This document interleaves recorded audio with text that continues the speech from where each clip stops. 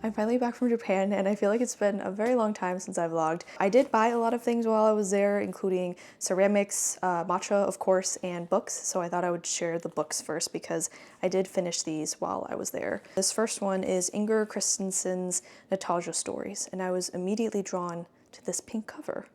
It kind of reminds me of spring and the cherry blossoms. It's a story that's retold 7 different times, but every time it's being retold, there's a bit more information that you get, and the best way I can describe it would be a fever dream.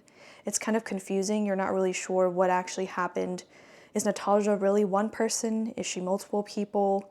And I don't love that. I felt like I was intentionally being confused, but I think that's just the way that this book was written. For me, it was just okay. The second book, however, was my favorite, and this is George Orwell's Books versus Cigarettes. I also love this cover. I've never seen anything like this. I feel like some of the covers that they had there are so nice compared to what I see like at my bookstores. Central theme of the collection of essays, it has 7. I don't know if I said that already, but there's 7 essays. It's centered around literature, and the first one is titled Books versus Cigarettes, which I actually found very funny and one of my favorites because he was talking to someone who said that books are so expensive, why do you spend so much money on books? And so he decided to total up all the books that he's ever bought in his life and find out how much that costs, and then compared it to the costs of cigarettes and determine, are books actually that expensive, and the value or the perceived value out of these items. So I thought that was hilarious. But my favorite one would probably have to be one titled The Prevention of Literature, this one. And I think it's because if you've read any of George Orwell's like fictional work, like Animal Farm or 1984, which 1984 I did DNF like a couple years ago, but I'm gonna pick it up again.